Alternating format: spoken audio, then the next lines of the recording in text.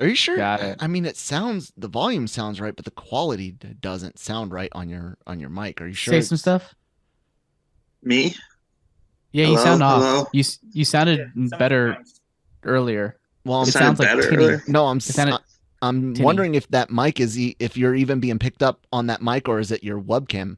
Yeah, that you're not on that mic right now. It's on. Yeah, you gotta switch the inputs, I buddy. need to fix it. Okay, let me leave real quick. It's Which easier to do if I actually- leave. No, don't leave. Don't leave. You Don't leave. have Don't to leave. leave. You don't have to leave. Go to Okay. your at the bottom left of the Skype Zoom menu. There's that little microphone. Click the arrow, and you could select your microphone input. Oh shit! Yeah. Every day's a school day. Can you hear me now? Oh, much, that's way much better. Much. I'm better. not gonna lie. Considering how far I think his camera is from him, I think the microphone is solid. I'm really surprised that the quality of that, like, it's not amazing, but it's still fine. that Logitech camera, right, Nick? Mm-hmm. Yeah, it's pretty half decent. But anyways, yeah, it's not bad. you guys all ready? Yeah. Yes, sir. Goddamn right, I'm ready. Hello, everyone, and welcome to the first episode of Breaking Geek Radio, the podcast of the year 2023, the premier, official, flagship, international, every yada yada yada yada podcast of LRMonline.com and the Genreverse Podcast Network. I'm Nick. I'm joined here by Jammer and Yo. Danny, and then we got Kyle on the ones and the twos. Hello. So how's everyone this new year? Oh, it's been a Doing great great. year so far. Yeah, ready to hit the ground running with all of the fun geeky stuff. I'm not gonna lie. Before we started, this getting ready for this episode, I was thinking, what the hell is coming out this year? I don't know if I'm excited for anything. Well, that's wrong. There's a lot of great shit coming out in 2023, and I'm really it was hard damn to right narrow there it is. down. Yeah, there's a lot. A lot of So, good anticipated should be great shit because you never know. Well, yeah, Unless that's it's a fair. Zelda game or a lot of something, things that we're you'll looking never know. forward to. That's fair. Yeah, we're basically doing the opposite of last week, everyone, where we're looking forward, not backward, to what we're anticipating the most this year in several categories, including film and TV and other areas of fun. So Why do you sound like a robot? What's happening? I don't know. I was trying. And other I'm areas just kidding. of fun. Funbot 3000. So, with that out We of the got to earn a way, living. 2003 is a very robotic. 2023 has become a robotic year. But I mean, Woo, AI Possible art and 3. AI Uh-oh. Nope, you're good. holding tight. Carry on. All right, carrying Okay. on.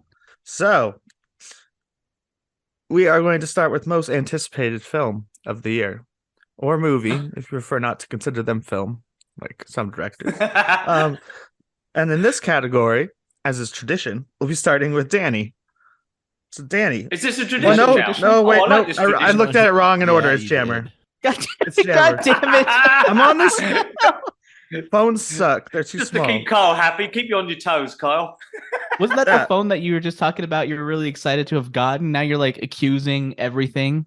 All phones. I are bet too you the small. phone is the reason why we don't have a freaking House of Representatives in session currently in the U.S. It's the reason why.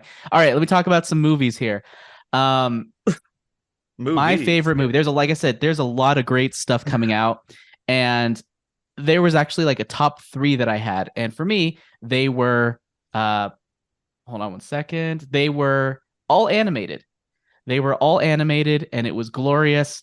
But I couldn't pick one. And actually, if you look at the New Year's video, I said a different movie from what I'm about to say now because I did a little bit more research this time and remembered. Oh yeah. But also, to be honest, I could probably shuffle around the top 3 any day of the week. But today, on this day, my favorite or my most anticipated movie of the year is Super Mario Brothers, the movie. The movie from Nice. Illumination Entertainment. It looks so good, and I think it does what it needs to do. It's doing currently just by existing and looking, first of all, visually amazing. Tonally, it looks very interesting as well. It looks like it's really striking that really happy balance, but of course having sort of the danger, but not too much danger. Like Bowser is threatening, but he's not like really threatening. So it's really striking that balance really well. But for me, it's making me want to go back and play all the other Mario games. And I'm wishing, God, I wish Nintendo, please surprise us in 2023 by saying there is a Super Mario Brothers the movie video game, because I want a Super Mario Brothers video game that looks like this movie. So yeah, I'm excited. I'm also excited to see how Mario and Luigi, like seeing them in, I'm assuming, New York, in their plumbing business, and what that world is like before they head into the Mushroom Kingdom, because it does seem like they're going for that Portal Fantasy angle. So very excited for that movie. Right now, it's my most anticipated, but there are a couple others that I also like, and they're both animated. I'll let you think about what those two others could be. Well, I do want to add this comment to that. Yes. I think more likely than a Super Mario Brothers the movie, the game, we'll be getting Lego Super Mario Brothers movie, the game. Probably, but I don't like that. Because actually, not. I don't think you will, Lego but I just, it's not going to fill that void that I'm feeling right now. I know it's not the same. Also, I just will say, I'm going to say it for the record, I've always had faith in Illumination Entertainment. Everyone was won over by the trailer. For me, their movies haven't been great, but they are very savvy business people. They know how to effectively utilize their capital in tandem with brands in ways that are appealing to mass markets of people. I mean, look at the Minions. Look at Despicable Me. You can look at the Secret Life of Pets. Not a great movie, but a concept that kids really love and that parents can put up with. Sing, which I think is underrated. I love Sing. I love the first one, and the second one's good too. So yeah, they're not the best, but they are effective in what they want. Go ahead, Nick. I was gonna say I have a guess for one of yours other anticipated animated films. Okay, it was one you left off of your list that we did for the short video we did that you can check out on Genreverse Podcast Network.com. I mean, not .com, but on Amazon. What? No, YouTube. YouTube. God, fucking hell. You need to become a morning somewhere. person. You need to have a little bit of coffee before you start here with us, so that you're a little bit more self-aware. Coffee gives me squirts. It's gonna be Across the Spider-Verse. Across the Spider-Verse is on Jammer's list. Yes. Okay. Across the Spider-Verse is the other one that I had a hard time pushing down, because literally I was like, and it is, hold on a second, let me double check here to make sure. It is something that I have coming up later in this list, and it is a reason why it's not on this part of the list. I know where it's showing up. So anyways, that's it for me for a movie. I'm excited. On to the next person. Danny, I believe, is next. Is that me? Is it me now? Are you sure? Are Yeah. you looking at the right phone? The phone says so. All right. I'm on the flip side, or not the flip side of Jammer, but I'm an action kind of guy. I very much like my action movies, and so whereas Jammer's kind of looked at the animated films that are coming this year, I was looking with anticipation to the action films that we've got coming. So that includes, we've got some great stuff coming this year. We've got Indiana Jones and we've got John Wick #4, which is getting me quite amped, but it has to be, and Jammer was giving us the little intro music there, it has to be for me Mission Impossible Dead Reckoning Part 1. I mentioned this in the New Year's video, and I'll say it here too. From a perspective of coming on the back of Maverick last year with Tom Cruise, until very recently having the biggest film of 2022, although I did hear today that now Avatar, The Way of the Smurfs, has actually taken over with most money made internationally. But that really was the film for me last year. So seeing Tom again doing some running, jumping off shit, blowing up shit, punching people, and all that other stuff that we come to love with Mission Impossible films. There's a lot of stuff coming out this year, and a lot of it is potentially, and we get to this category later on in the show, potentially going to be pretty damn good. But I'm pretty 99.9% confident that Mission Impossible Dead Reckoning Part 1 is going to be as awesome as we think it is. So therefore, I am most anticipating this one. Bring it on. Well, it looks great. It looks fantastic. I wonder what I'm going to pick. Oh, yeah. It's Mission Impossible Dead Reckoning Part 1. Shock, horror, surprise. I'm actually surprised a little bit, because I was thinking to myself, I'm like, is it going to be that, or is it going to be Indiana Jones? Or is Indiana Jones also going to slip into the later category that we've all referred to? Okay, once on so this show. that's which fair. I think That's fair. Danny's might be the same. We'll see. My biggest concern I have with Indiana Jones currently is that I keep wanting to call it the Durl of Destiny. Why? Because it looks like it's spelled that way. The font they use makes the A look like an R. And is that a thing? Is that actually a Durl? thing? If I looked it up in No. the dictionary, would I find it? No, I don't Are you think sure? so. I don't know. Damn it. Maybe.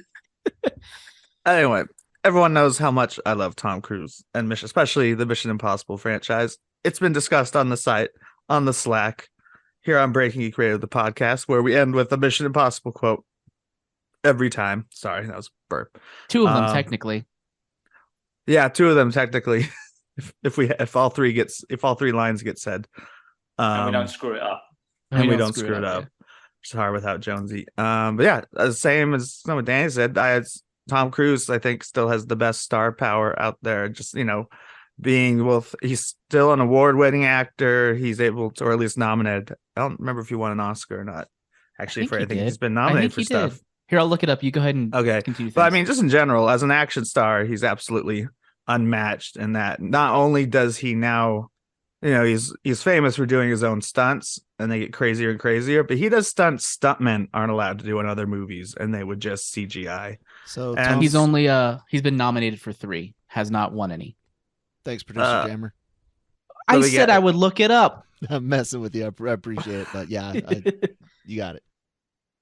See, maybe this will be where he wins. No, he won't win for a movie like this.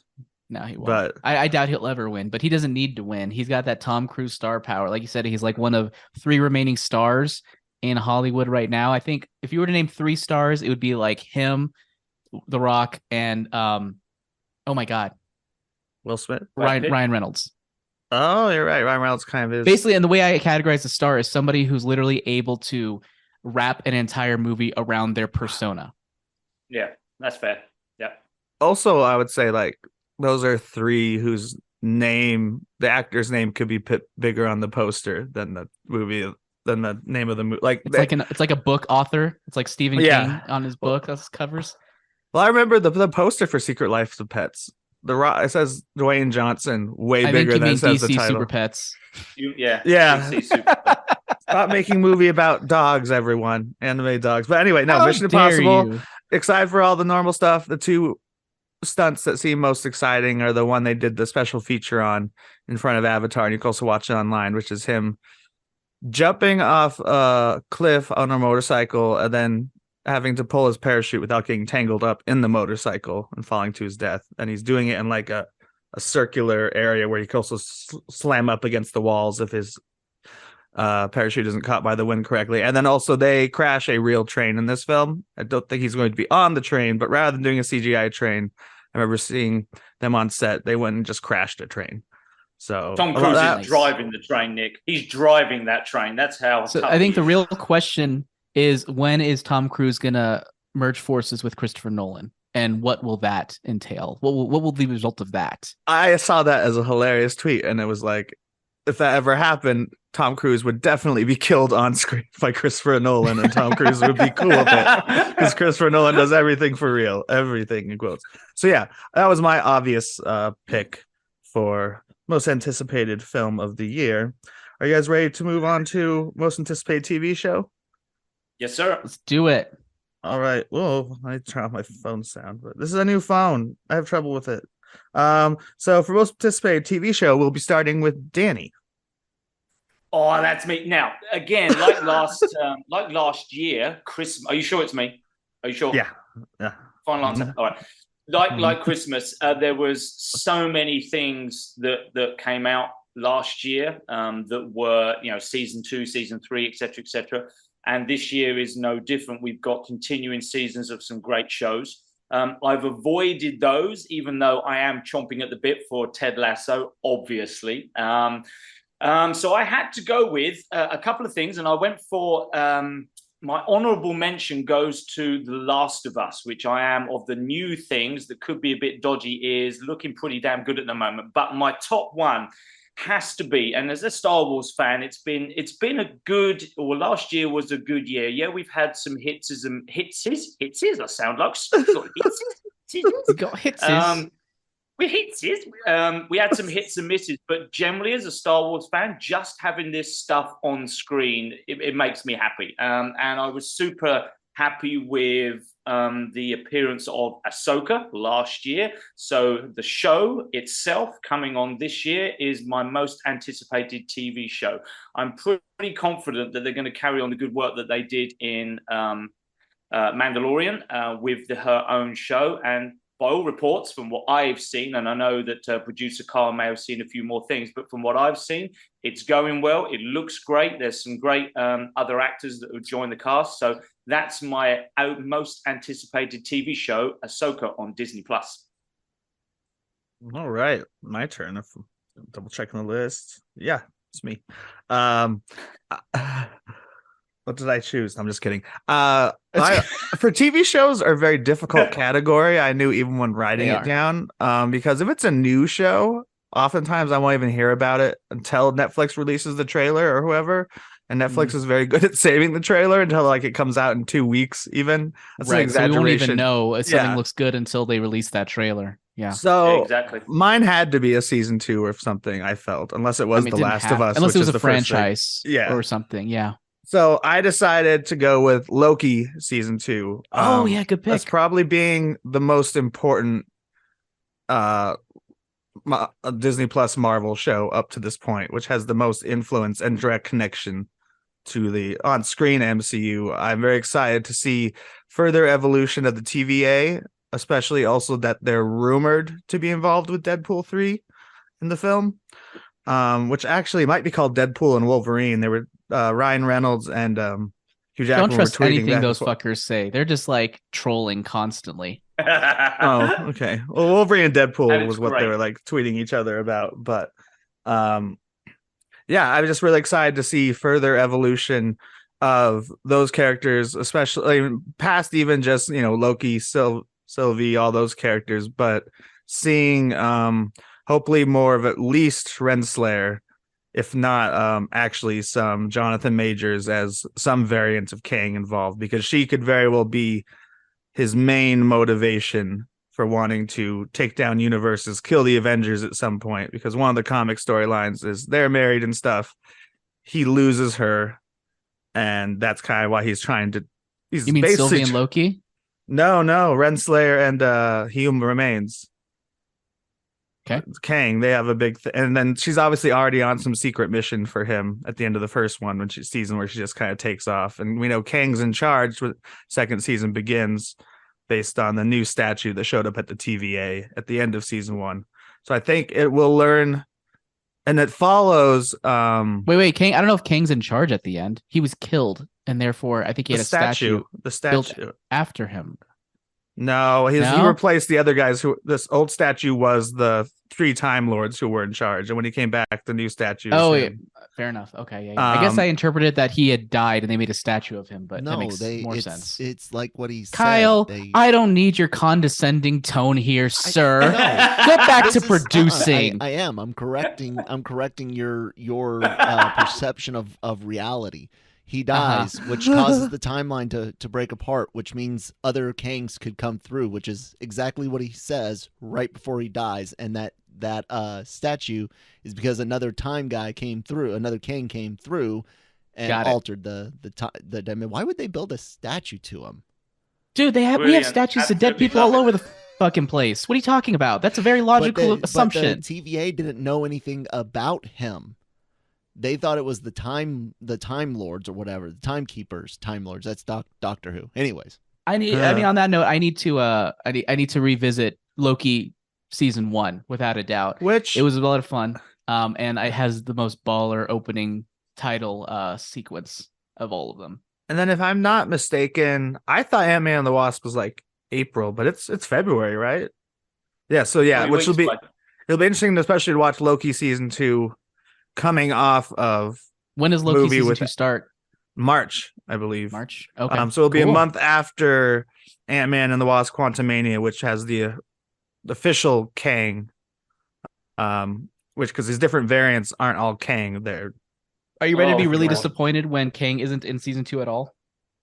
If that's the case, it's fine. Like I said, if they develop Renslayer and stuff more, and her arc that could very well lead into what drives Kang for a lot of the sequel movies. Also, I just want to make sure that we're adjusting our expectations, because you never know. There is no official date for Loki season 2.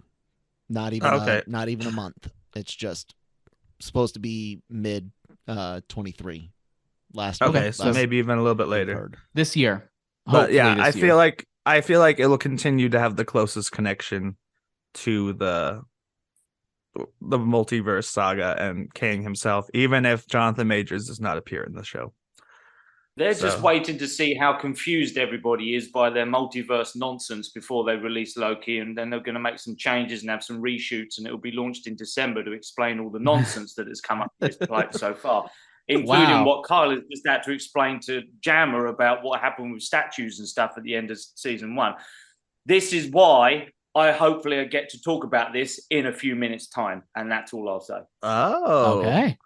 So now I believe it is your turn, Jammer. What TV show or streaming show? I didn't follow any of the rules that Danny talked about. When it comes to when it comes to like existing TV shows being used. Like, you know what? I'm gonna go for it. And the reason why, so I know last Friday or whenever we released that New Year's video, I mentioned. Did I mention it? I forget what last week. Severance was my favorite TV show of the year. And I was really close to thinking, okay, I'm looking forward to season 2. But this is the year that Ted Lasso is wrapping up. This is the final season of Ted Lasso. And I just have to put that down as my most anticipated, because I will definitely be watching that week by week easily. And I'm sure that the ending is going to make me weep. So I couldn't not do Ted Lasso season 3, even though it does feel a bit lazy that I'm going for like a season 3 of a show. But it is what it is. And that is my wonderful, wonderful pick there. And once again, I have to eternally thank Nick for recommending the show to me, even though he still doesn't think he recommended the show to me. So, that's right. Somehow magic Jammer, happened. just on Ted Lasso, buddy. You mentioned that it's the last season of the show. Do you think, though, that they would come back and maybe make a Disney Plus movie of the show? Apple TV Plus. Not Disney Plus. Sorry, Apple TV. Apple TV. Because we haven't seen them, in any kind of major tournament. We obviously have no idea what's happening in season 3, but there is a potential there for a movie of some description involving them in some sort of championship or cup game or something. That's always the backstory. So I think, although they've committed to saying this is the last season, I don't think, or at least I hope not, I don't think it's the last we'll see of Ted Lasso. That's for sure. You don't think so? Interesting. Okay. I mean, I'd be down to see a movie. Give me a movie of that. That'd be wonderful. Or like a spin-off of one of the characters. You know how. I don't know about that. I don't know about a spin-off of one of the characters. But I know they had talked about having Ted Lasso going to a different place and doing different thing, but I'm not sure. You couldn't. You'd have to do something different. You couldn't just do the same thing again. So I'm not moves sure on to what cricket. the approach would be. Moves to India and teaches cricket or coaches cricket. I don't really know. Is everyone held their piece for TV show? Yes. Yes, sir. The next one I put was anticipated movie or TV show that you have worries about. Let's see. I start with this one. It is the other movie actually almost ties for my most anticipated movie, except for the fact that I have worries about it because the franchise has not been consistent as far as most recent sequel, and it's very hard to pull off what I still call delayed sequels, as in like it's a sequel to a franchise that's over 40 years old. The last movie was 12 years ago, more than 12. No, 10 years ago. I think it was 2000. No, it's older than that. But Indiana Jones and the Dial of Destiny is the one I'm most worried about, while also being super excited, because it is hard to hit those expectations, especially since it was my favorite franchise. It kind of fluctuates between that and Mission Impossible still. I have faith in James Mangold, who wrote and directed the film, that he's promised that it won't be like the last movie where it's jokes about him being too old for doing stuff, but he actually will be too old to do a lot of stuff and kind of the style of Logan without getting that serious. And that, yeah, this is kind of just like his final like thing he has to do. Probably something, since it opens with a de-aged Ford, I'm assuming it ties directly into whatever he's after in the opening scene. And maybe it's something that got away that he has to finally come back and do this one last thing before he can retire peacefully. And I'm excited. I mean, yeah, you have like Sala and all these other great characters back that they've skipped last time because geographically it didn't make sense to bring Sala to South America.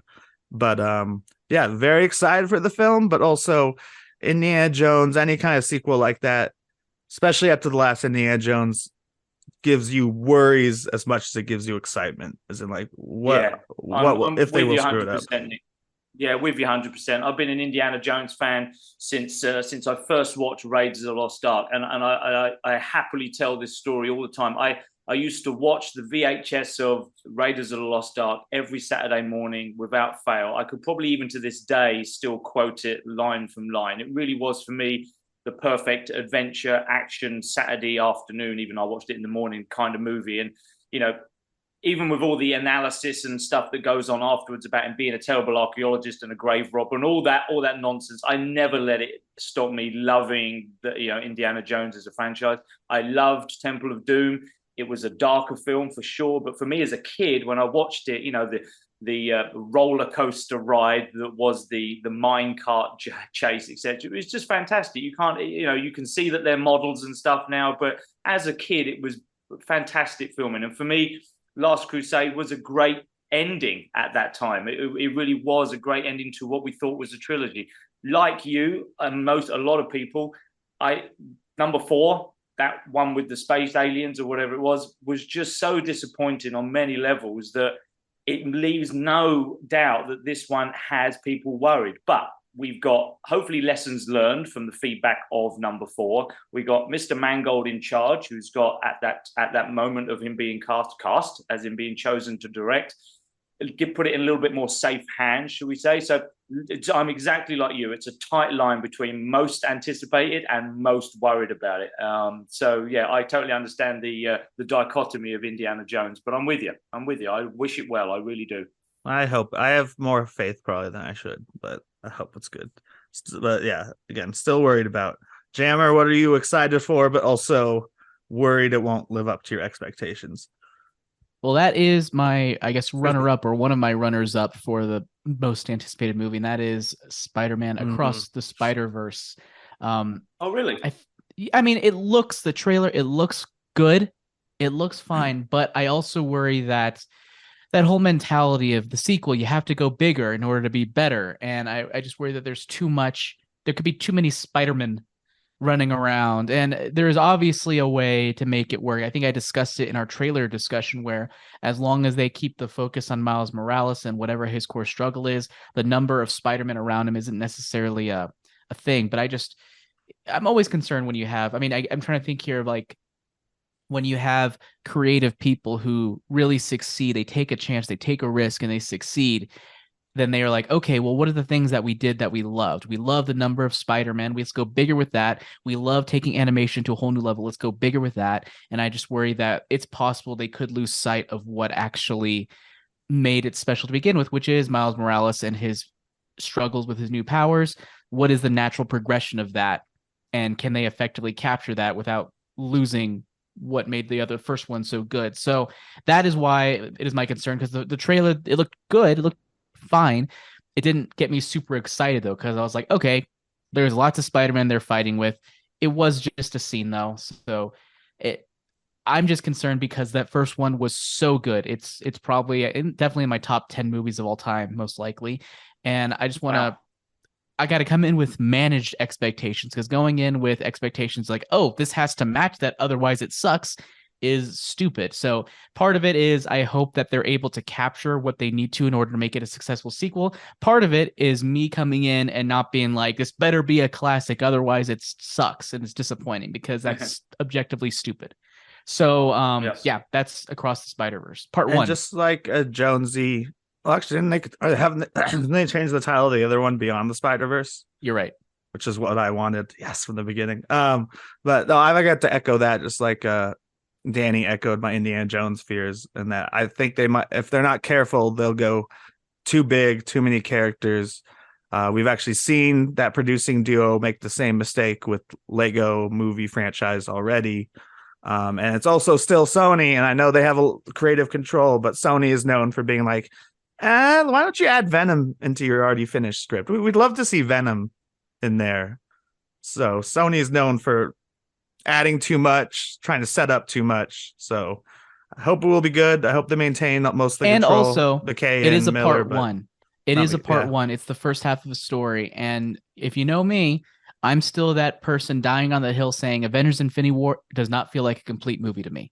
And that's what keeps it from being a satisfying experience. So if this next one comes out and it's still great, but it doesn't feel like a complete movie, I'll probably still be a little bit disappointed. Danny, your turn. You already hinted at it, and yes. Yeah, I did, and I did have a little check with producer Kyle on whether or not this would mess up things for him. For sure, I'm worried about Indiana Jones. Being a big fan of the movies and the character, it's a worry for me. But I think you guys know how frustrated I've been and disappointed I've been with Marvel Phase 4 in general, particularly the multiverse, and what for me is not having enough, or should I say enough, as much knowledge on the whole thing. It's been very frustrating for me. I have no idea what's going on. Each and every show has been okay. They've been disappointing mostly, whether it's a movie or a TV show.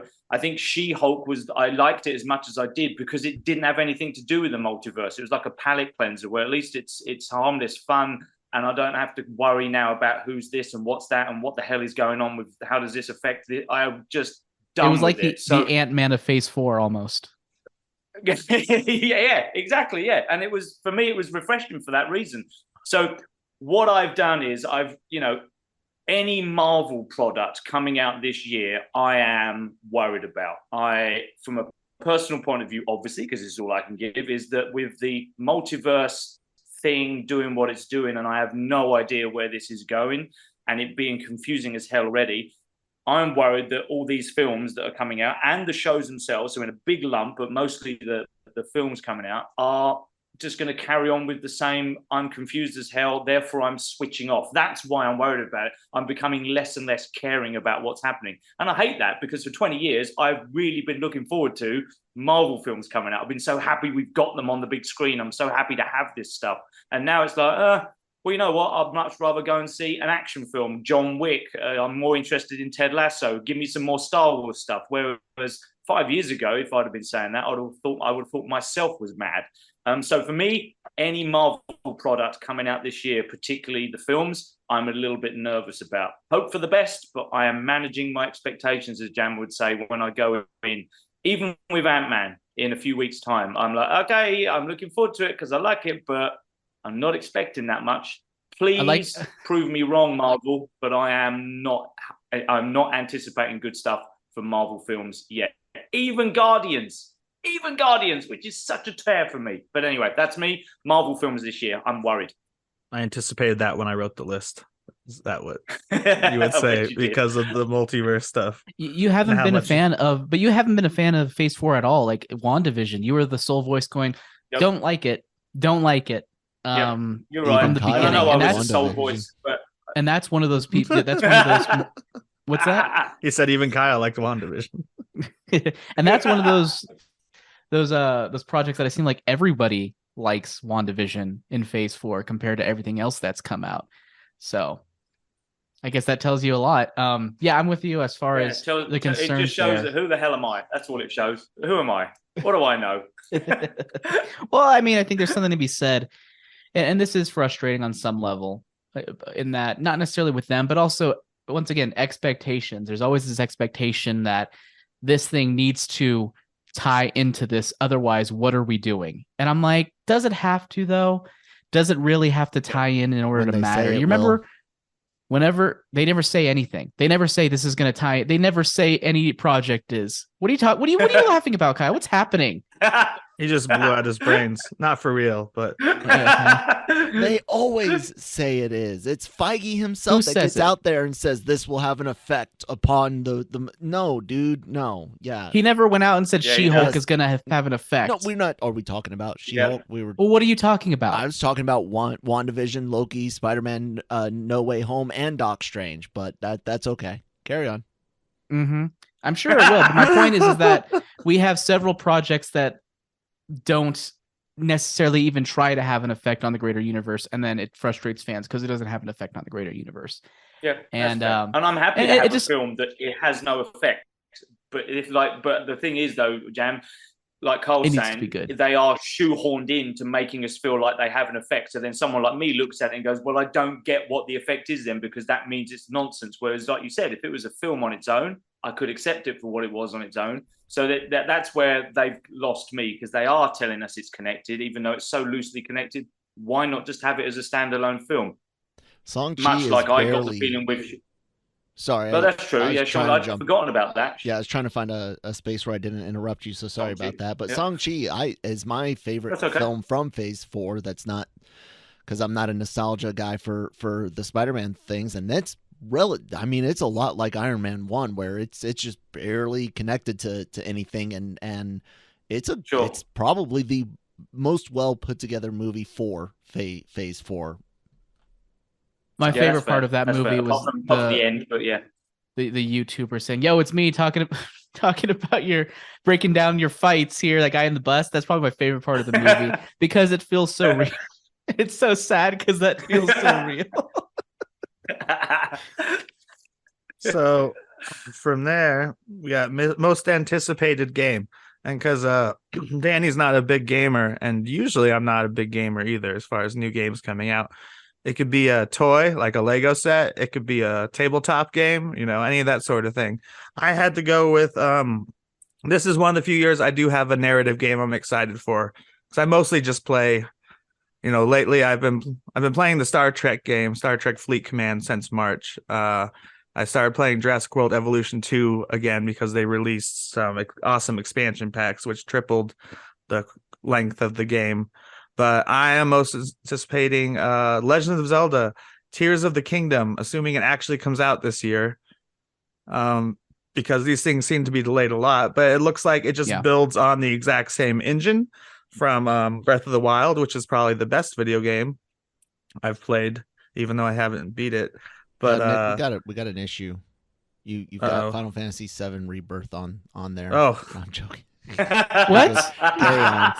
I'm joking because we all know, even though they said that it might hit late this year, it ain't coming out anytime until like 25. Wait, but anyways. Nick, do you even like Final Fantasy VII? No, I was just he's joking that I made a joke. they're similar I franchises. put Final They're Fantasy not. up on They are screen. not similar franchises. Go. Oh, I just kindly I fuck just yourself, put Final Fantasy on screen Nick. to be funny.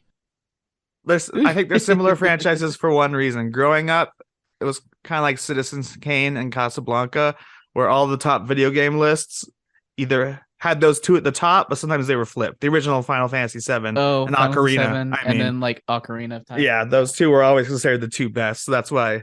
And his other comparison was that they keep getting delayed. The Zelda games are always delayed. Final Fantasy VII Redux has been delayed.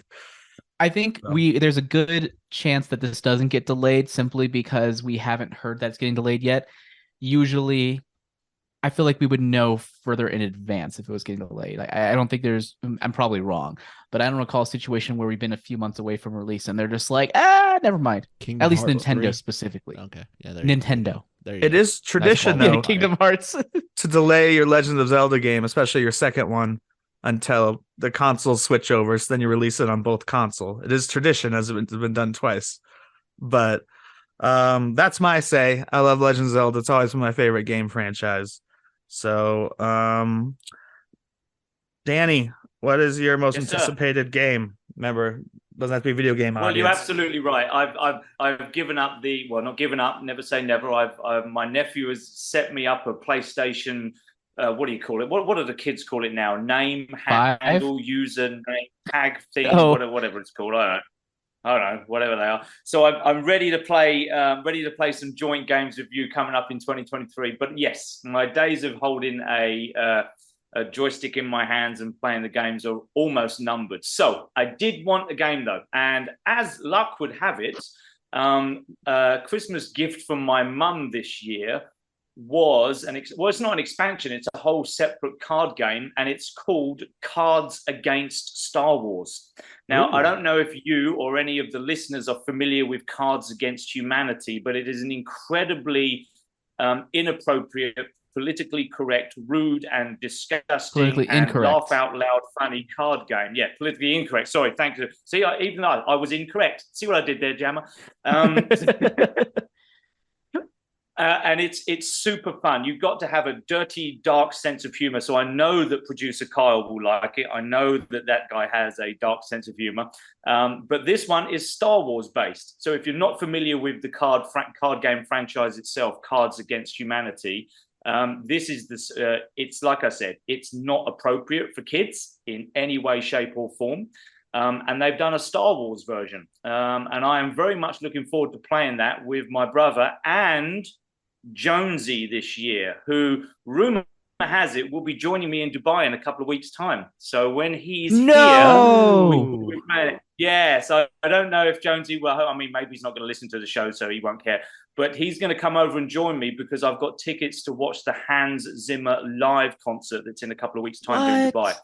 Nice. And being a big, obviously, soundtrack fan that he is, I told him about it, got the tickets for him, and it looks like he's going to be able to jump over here. So when he's here, we'll be playing that game because you kind of need to be a Star Wars fan to understand how inappropriate these games can get. Anyway, Star Wars, for a fact that Cards Against Star Wars, that's my game of the year. Sorry, Jammer, go ahead, buddy. Well, one of those cards, the setup cards is going to be That's No Moon. Like, that's definitely going to be there, and you're going to have to complete that phrase. I couldn't help but look at a couple, and there are a couple of inappropriate ones concerning Chewbacca and Ewoks. I know. So there you go. But that's what I'm looking forward to. Looking forward to playing a card game called Cards Against Star Wars. Yeah, I'm very well versed on that. My friends have this is how inappropriate it is. People who have never played it. My friends have a Hustler expansion pack, which is really dedicated to more sexual stuff than even the original game is.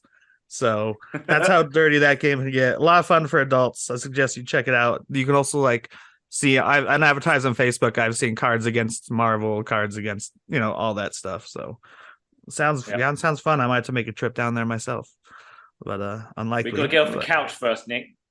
We've got to get you off that couch first, young man. True that. Jammer, most anticipated game. I mean, you're going to have to hear an echo here because Legend of Zelda Tears of the Kingdom. Easy. Wow. That's an easy one. And like you, Zelda is, I don't know, it's my favorite franchise, but it's one of them for sure. I mean, I have very fond memories growing up and playing the original one on NES, swearing my way through the second one also on NES. And then just adoring every waking moment of A Link to the Past, the Game Boy games. I've played every single one and beaten them all the way through. They're all amazing, or the main title ones, to be clear. And yeah, the Breath of the Wild didn't disappoint, except for Twilight Princess. That was overrated. It was okay. Twilight Princess for me, kind of ironically enough, I know there was a time where I was like, I want a more story-driven Zelda, and I think Twilight Princess kind of was that. But it got to a point where I was like, I don't understand or care what's going on right now about what's happening. But anyways, Breath of the Wild was fantastic. My concern with this book, fuck, what am I talking about? Video game that I cycled through every piece of media before I got there. Is that it might feel too much like the original, and I played the original. My roommate had it on Wii U. I put in 80 hours into that. To be clear, when you say original, you mean Breath of the Wild. I played Breath of the Wild on Wii U. My roommate had it at the time, and then when I got a Switch, I played it again, put in another 60 plus hours. So I put in 100 plus hours into the game on some level. And if I go into Tears of the Kingdom, and it feels like kind of retreading the same ground, I'm going to be like, is it going to be as engaging? I don't know. Is adding that Y-axis going to help a lot? I don't know. Are we going to be hovering over the same Hyrule that I've come to know very intimately over the course of the past 5 years? If so, what are they going to add to it to make it worth that extra time? it's Nintendo. I'm sure it'll be great, but that is a concern that I have. But either way, I'm super excited for this one, and super excited that it's likely going to be the swan song for the Switch, and or at least before they start to kind of have their eyes cast towards the next big console. That there's rumors that they're kind of dealing with the next console after Zelda. So it'll probably still be another couple of years before the next console, but still. So yeah, Tears of the Kingdom. I'm glad you mentioned that, Jammer. And if you don't mind, I've got a question for, I guess, mostly for producer Kyle and you. And you just mentioned at the end there about new consoles, the next generations coming out. How much do the games creators and the software houses, how much of a conversation do they have with the hardware manufacturers about what's coming out? Because these games take a long time in development, right? So there's a chance they're developing these games, and as Carl just said, the Final Fantasy is going to be delayed a lot longer. You said almost 2025. No, I'm just Carl, guessing off of history on that. There's nothing official. Gotcha. Yeah. So they're working with the current tech, right? Knowing what current tech is mostly being used. But by the time that comes out, something new is already out. So is there any communication between them at all? Or do they not trust each other in that sense? Or what? Or I mean, they do give them Sam? some advanced developer kits with some something that approximates what they expect the finished console to be, but they also charge generally for it. You got to buy your developer kits. Those are expensive too, way more expensive than a production model of the final thing. I think a dev kit for the PS3 was like $15,000 a piece, and I mean you need multiple dev kits for one game studio to work on one game, so they can become. And the PS3 is one I brought up specifically because it was it didn't run on regular processors. It used a cell processor, which meant it processed data differently, and you basically had to code the game essentially twice, once for x86 based Xbox stuff, and the other one for the special cell processor. These days, between ARM chips that run all of our cell phones and stuff like that, x86 based architecture that runs most Windows based and even PS4, 5, Xbox machines and things like that are pretty universal. Unless you're going to be doing something special with extra, motion controls or haptics or something like that, they don't really need a whole lot of communication these days. Everyone's kind of like on board of using common tools and common languages. They're just going to need to know what to expect on, how far can we push things for your device. And that usually comes out fairly early. Hey, we plan on using X amount of RAM, X amount of CPU power, X amount of GPU power. But the software developers, they're at the mercy of hardware. It's whatever Sony, Microsoft, and Nintendo want to do. That's why Nintendo's mostly in-house, not third-party stuff, because I mean it keeps the ecosystem clean and they don't have to worry about people bitching and complaining as much. But x86 and is quite old. ARM is taking over quite a bit. Systems on a chip, instead of having separate GPU, separate CPU, and all that is becoming more and more kind of unified RAM on the chip with the CPU. I mean, it's going to be a different future, but there won't be a lot of communication. All right, fair enough. It is something that I wondered, because, like I say, games are always late in development, and I wonder whether or not that was because they were talking to the hardware developers. And they've said, we've got this coming out, this technology, and the software's gone, oh, well, in that case, then we'll do this, and that might take us another year, but at least it will be a game worthy of the equipment you're going to be selling the consumer. So that's why I wondered, but ignorant as always. I mean, and who knows? I feel like it's probably also developer. It depends on the developer and what their relationship is with, the hardware developer. So it's just like manufacturer. So it's just, it depends is the unsatisfying answer. Yep. Cool. Thanks, guys. I mean, there's a reason also why so many, indie developers are just like, fuck it, just go with Steam, go with Switch. Those are like the ones that are currently sort of like the foundation of just like, whatever, it's going to work. basically across the board. PCMR. All right. Finally, I hate you. most anticipated event. I included that because I had one particular thing in mind. But, I don't know. I let you guys off. I just love told it you when guys Nick is what just to like, calculate. I have this specific one because I have something specific in mind that I want to share. Yeah, well, that's the reason I made up. That's the reason last week I made up Best Discovery of 2022, so I could talk about Murray Bartlett if you go back to listen to our last episode. But hey, I write the show. I'm the captain now. Look at me. Look at me. Look at me. I am the captain now that Jonesies. It's like 1 Carl's a.m. for biting him his when they tongue record. right Yeah. He has the real power. now. He's the emperor. Red Remember? recording button, dude. He's the Yeah, general. Nick is Darth Vader, and Kyle's the Emperor. That's basically the way things run around here. Yeah. I'm more of a Kylo Ren. I throw hissy fits in the hallway. That makes me an Ewok. But I know you're more of a General Hux. yeah, I'm General Hugs. I just rewatched those movies with my roommate. Rise of Skywalker, still trash. We didn't even finish it. My roommate's like, Last I get Jedi, still a fucking classic. love Still Last Jedi. amazing. So good. it. Anyway, most Screw 'em all. anticipated event, and we're starting with Jammer. So this is one of those ones where I'm like, I actually was like, what fucking events are happening that I'm excited for? I don't know Me too. what other events are, but for me, it's an easy one just because it's purely selfish.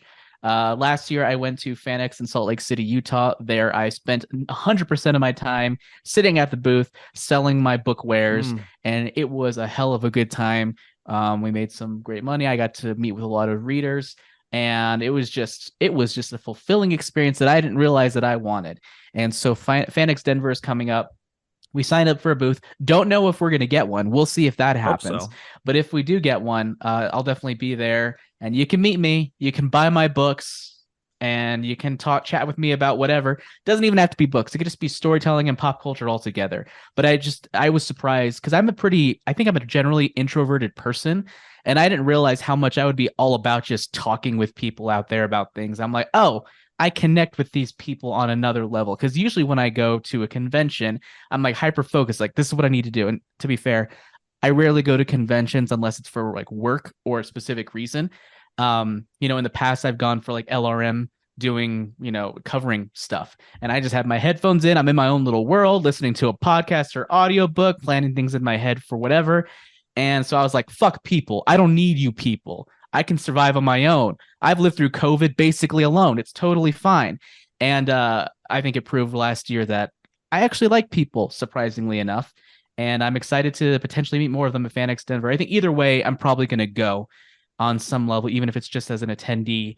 But if I get to be selling books, that would be great. So FanX Denver. When is that, Jammer? When Good question. I don't know. I'll look it up. It's usually my been follow-up question June, was: is City of July. Mages book 2 or part 2 going to be ready by then? I'm guessing No, it will not be. Damn it! But there will Because if you potentially haven't be. read City of Mages yet, shut up, Jam. I'm promoting your book. If you haven't read City of Mages yet, then you really should. I thoroughly enjoyed it, and I keep hassling Jammer and Mrs. Jammer about stopping doing nonsense like this and get to writing and finish. Well, the I second will book. say there are potentially 2 other books that will be potentially there at the time. One is Spectral, which I'm in the process of writing, and another one is a book that she's writing of Shadows and Firebirds, which is going to be taking place in that same universe. So it's kind of like a side story, not a spin-off, but like different characters, we don't different like worlds, whatever, different country. But it could play a bigger role down the line in sequels. So there's that. Ooh. Are you now being Kevin Feige with your City of Mages stuff? They're all connected, but not connected, but they might be connected. Is that what you're Yes. doing now? Exactly. It'll all play in. And I even have a multiverse. No, I don't. But yeah, so June 30th through July 2nd is when the event takes place. Which is, Jammer's yeah, a bigger that's pretty typical. fate fan than he realizes. It sounds like. No, because they all take place. They take place within the same medium, Kyle. There's the difference.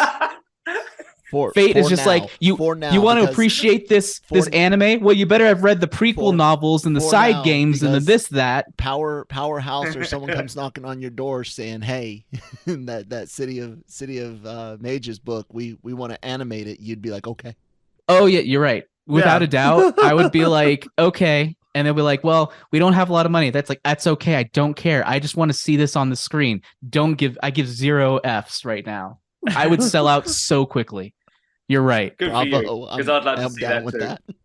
So I put this one on the list for a very local event, which I think will attract some attention. People who are visiting. I'm sure there'll be a dozen people who come to the state just for this event. But there are dozens of us. Dozens. But the Casa Bonita is having its grand reopening this year under the ownership of Trey Parker and Matt Stone. And I grew up in Denver. Every kid goes there at a certain age. You eat their crappy food. You watch the cave dive. It's just like South Park captures it beautifully. If you've seen the episode of South Park about Casa Bonita, that's it. There's like Bart's Cave where little kids go through and get little scares. You raise a little flag for more sopapillas, please. Like it's literally everything in that South Park episode. But Trey Parker and Matt Stone have promised to make everything bigger. They're doubling the number of gorillas from 1 to 2. And they actually hired a real chef to fix the food so that it doesn't taste like, I don't even know. I had like an enchilada. It tastes like cheese wrapped in cardboard. So nice. So I imagine it basically tastes like Disneyland food, which I'd be cool with. It's a delicious part of Epcot is the Mexican restaurant. I've never been to Mexico Disney World, but I've been to Disneyland. Like when you go to Disneyland and their food there kind of tastes like cafeteria food. All theme park food, just about. I think it's gonna be hot. Well, I mean, he's singing the praises of Disney World, so I had no idea. He threw me off. That's because the best place to eat in Disney World is Epcot, German area. Whatever they have really, really good bratwurst there. But anyway, I'm excited to go to Casa Bonita. It might be a while to get in because I don't like dealing with crowds, and everyone's gonna want to see what Trey Parker and Matt Stone did, and they'll probably be there for at least the first week. But yeah, the reopening of an institution. You're grossly overestimating just how popular this is going to be. Maybe I'm wrong. Everyone's been tweeting about it in the area, and all my friends are like already making plans on when they want to go. So never been to Casa Bonita. Well, then we're gonna have to go when we can. When it opens. I'll go. Hell yeah, Danny. Yes, sir. Yeah, I'm not as fortunate as you guys in the US of A with these great events, easy to get to.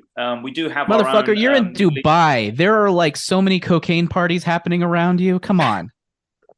Well, literally, there's one happening next door right now, which is why I've got a hard out in 5 minutes. But we've got the Middle East Comic Con on March the 3rd to the 5th, which is our big event, and that's got bigger and bigger every year. So fair play to the organisers. They are making it more and more of an event. But for me personally, based on the kind of things that I'm looking forward to this year on the visual medium, I am actually quite excited to see and hear what we have from Star Wars Celebration this year. Not too fussed about what's happening at Marvel and San Diego, etc. It's Star Wars Celebration because, like I said before, I was super happy with what we got last year, and I hope this year continues to be that way. And I'm excited to see what they've got coming up, even to finally confirm what's happening with the movies, including Rogue Squadron, etc., etc. So anything to do with Star Wars this year, I'm looking forward to. Yeah, exactly. So Star Wars Celebration for me here in the Middle East with limited access to some of these events, that's what I'm looking forward to online, should we say. You're just being an ultra nationalist here. You're just excited it's in London this year. What, that place I've not been to for like 18 years. Don't let his voice, fool you, or his accent fool you. Oh, speaking of which, just right at the very end, on the accent thing, yesterday I did watch, completely off tilt here, Operation Fortune, The Ruse de Guerre with Mr. Jason Statham, the new film from Guy Ritchie. Just quickly, it's really, really good fun. It's not the comedy that the trailer kind of makes it. Don't get me wrong, it has the funny moments and it has the comedy thrown through it, but it is very solid action spy thriller film. So if you get a chance, just talking about accents, because pretty much everyone in it is speaking with an English accent, and it really is fantastic fun. It's been worth the wait because it was delayed a few times on the big screen, but it's well worth it. It's super fun. Side note, completely off the kilt, but really catch it if you can, guys. It's worth it. All right. Cool. I think we've wrapped up what we're excited for. I mean, there's plenty of things to be excited for in 2023. That was just our chunk of them. And like I said, we probably all could have listed a list of 5 for each category, but we're trying to keep this short again. So, yes. With that, dear listener, Thank you for listening to this episode of Breaking Geek Radio, the podcast. I look forward to doing, all of us here look forward to doing more shows in the new year for all on the Genre Podcast Network, Genreverse Podcast Network, Genreverse and Podcast Network. You should write LRMonline.com this down. and YouTube. I know it in my head. I'm spacey No, you in the don't. morning You fuck sometimes. it up every time. Well, it's because I'm spacey. I always correct myself too.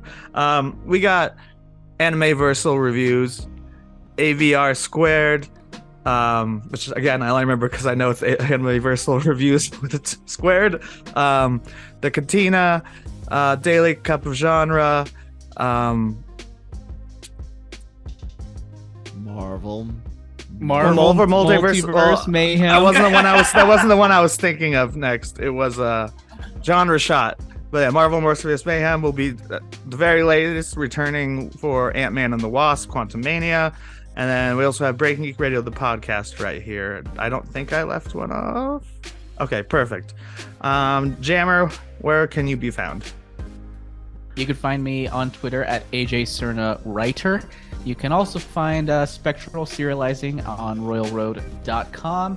And all my books under the name AJ Cerna on Amazon and Audible and mahiabooks.com. Danny, what about you? Well, you're obviously going to find me at the cocaine party next door. Nice. I don't think I have time to get over there. No, I don't Teleportation powers. And I'm at Geeky Nick Doll on Twitter and Instagram. Need to start using that Instagram. And then, of course, we have Kyle at that Kyle Malone, also on Twitter. With that, Happy New Year, everyone, and you'll hear more of us. You'll see more of us if you're on YouTube in 2023. Hasta lasagna. Don't get a Neanya. Mission accomplished.